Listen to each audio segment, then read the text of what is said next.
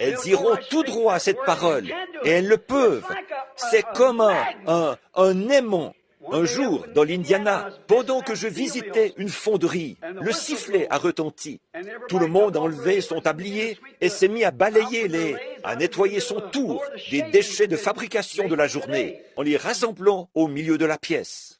Je me promenais là avec l'homme qui me faisait visiter, et il m'a dit, « Regardez ça !»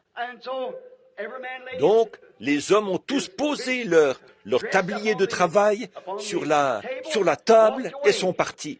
Tout au fond de l'atelier, il a appuyé sur un petit bouton.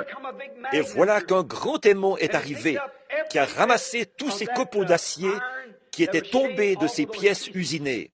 Là, et il s'est retiré. Il a arrêté l'aimantation. C'est tombé dans un cubilo et ça a été refondu pour en faire une autre pièce. La même chose, des essieux ou ce qu'il fabriquait là. Et je suis resté là à regarder jusqu'à oublier ce qui m'entourait. Et j'ai dit, je me demande quelque chose. Il a dit, quoi donc, monsieur? J'ai dit, j'ai remarqué qu'il y a des morceaux qui ne sont pas montés. Il a dit, c'est de l'aluminium. Et l'aimant n'aimonte pas l'aluminium. J'ai dit, je vois. Et il a dit, ensuite j'ai dit, eh bien, est-ce que vous avez remarqué, il y a un morceau de fer qui est resté là-bas. Mais voyez-vous, monsieur, celui-là, il est fixé par un boulon. J'ai dit, je vois. Et quand il a fait sortir tout ça, j'ai dit, et maintenant, qu'est-ce qui va se passer avec ce qui sort là-bas? Il a dit, ça retourne directement à l'atelier. C'est versé dans le cubilo et ça revient pour faire une autre roue. J'ai dit, gloire au Seigneur. C'est ça, voyez? Il y a un grand aimant dans le ciel qu'un jour Dieu va actionner de son doigt. Personne ne sait à quel moment il va venir. Même les anges du ciel ne le savent pas. Dieu seul le sait.